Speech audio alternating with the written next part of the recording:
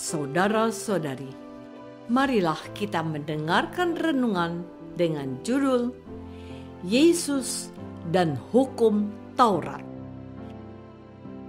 yang berdasarkan pada Injil Matius bab 5 ayat 18. Karena aku berkata kepadamu, sesungguhnya selama belum lenyap langit dan bumi ini, satu iota atau satu titik pun tidak akan ditiadakan dari hukum Taurat sebelum semuanya terjadi.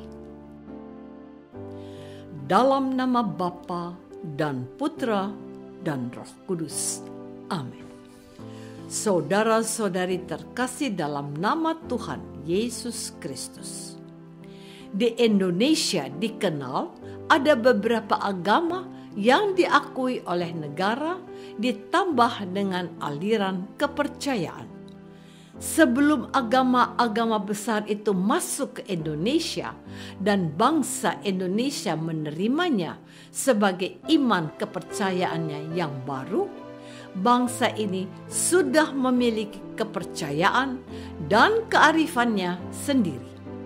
Ketika saya bertugas di Sumatera Utara, saya mencoba mempelajari kearifan lokal di sini. Mereka sudah mengenal sebutan Tuhan sebagaimana diwariskan oleh leluhurnya. Tuhan disebut sebagai Mulayadi Nabolon, artinya Sang Pencipta yang Agung. Di dalam masyarakat lain, di daerah-daerah Indonesia lain, tentu ada juga pengalaman rohani tentang Allah seperti yang saya temukan di tanah Batak tersebut. Dalam kebudayaan tersebut juga dapat kita temukan ajaran-ajaran kebajikan dan ajaran-ajaran keimanan yang dihidupi masyarakat tersebut. Tentang hal-hal tersebut, gereja menegaskan bahwa apa yang baik dalam kebudayaan tersebut dan tidak bertentangan dengan Injil harus tetap dipelihara sembari disucikan dan disesuaikan dengan iman Kristiani. Saudara-saudari terkasih, apakah Tuhan Yesus membawa ajaran yang sama sekali baru ketika beliau hadir di antara bangsanya, yaitu orang-orang Yahudi?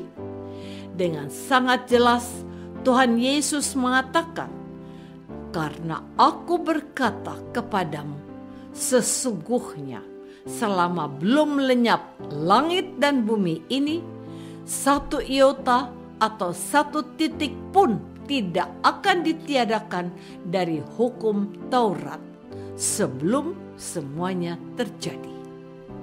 Hukum Taurat bangsa Yahudi mengajarkan hal-hal yang baik untuk kehidupan beragama dan bermasyarakat. Apa yang sudah itu bukannya dilenyapkan, melainkan harus dipelihara sembari disempurnakan dan harus disucikan. Tuhan Yesus mengatakan, ada tertulis, kasihilah sesamamu dan bencilah musuhmu. Tetapi aku berkata kepadamu, kasihilah musuhmu dan berdoalah untuk mereka yang membenci kamu. Tuhan tidak menafikan hukum kasih yang diajarkan oleh Musa, tetapi Dia menyempurnakannya. Sesama itu tidak hanya orang yang seiman dengan mereka saja, juga bukan hanya orang yang berbuat baik kepada mereka saja, melainkan juga orang yang tidak termasuk bangsa Yahudi, bahkan mereka yang pada saat bersamaan membenci mereka dan keberadaannya. Banyak hal yang mau direstorasi oleh Tuhan Yesus. Banyak hal yang mau dilengkapi oleh Tuhan Yesus. Para pengikut Yesus ex-Yahudi tidak perlu dicabut dari akar-akarnya.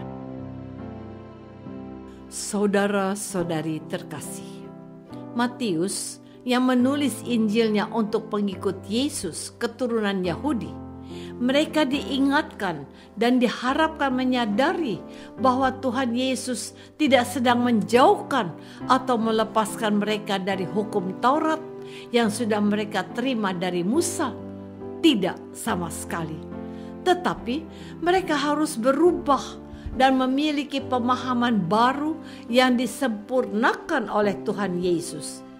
Itulah sebabnya disebutkan oleh Tuhan Yesus hari ini, jika hidup keagamanmu tidak lebih benar daripada hidup keagaman ahli-ahli Taurat dan orang-orang Farisi, sesungguhnya kamu tidak akan masuk ke dalam kerajaan surga. Di satu sisi, para pengikut Yesus yang ex-agama Yahudi itu tidak perlu khawatir kehilangan jati dirinya sebagaimana diajarkan oleh hukum Taurat. Di sisi lain, mereka harus naik kelas dalam menghayati nilai-nilai keagamaannya dengan perspektif atau cara pandang baru. Mereka harus menerjemahkan ajaran-ajaran para nabi dalam terang pengajaran Yesus yang lebih besar daripada apa yang diajarkan ahli Taurat dan orang Farisi. Jelas, Tuhan Yesus menegaskan kepada umat perdana yang berasal dari suku Yahudi, mereka tidak perlu khawatir kehilangan jati dirinya kalau memutuskan menjadi pengikut Tuhan Yesus. Mereka justru harus bangga karena Tuhan Yesus bukan saja menghargai apa yang telah diajarkan oleh nenek moyang mereka, tetapi Tuhan Yesus melengkapi dan menyempurnakannya. Saudara-saudari terkasih, pada waktu saya sudah pulang dari Sumatera Utara, saya lalu menulis disertasi saya dengan mendasarkan diri pada pemahaman rohani orang Batak Toba terhadap Tuhan yang disebut sebagai Mulayadi Nabolon. Dalam tesis itu, saya mengemukakan dalil semakin orang Batak menjadi orang Katolik, ia harus semakin menjadi orang Batak.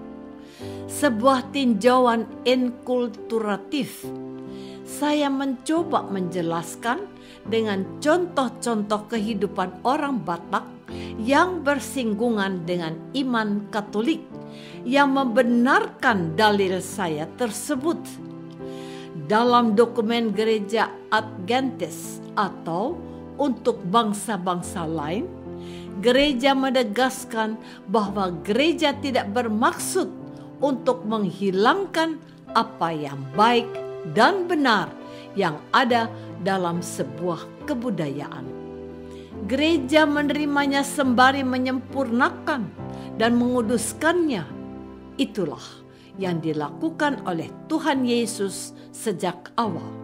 Dan itu diwartakan oleh gereja perdana, terutama kepada orang Kristen yang ex-pemeluk agama Yahudi. Tuhan tidak membenci agama atau kepercayaan yang sudah ada, tapi menggenapinya. Maka seorang Jawa tidak perlu kehilangan identitasnya sebagai orang Jawa kalau menjadi orang Kristen. Demikian juga dengan orang Papua, orang Sunda, orang Dayak, orang Toraja, atau orang Flores. Yang terpenting, kita harus meneladani Kristus dan apa yang diajarkannya, sebab Tuhan Yesus menyempurnakan apa yang ada pada kebudayaan kita masing-masing. Apakah aku percaya kalau Tuhan Yesus mencintai aku dan kebudayaanku? Apakah aku sadar bahwa Tuhan Yesus mau aku menjadi pribadi yang baik dan sempurna?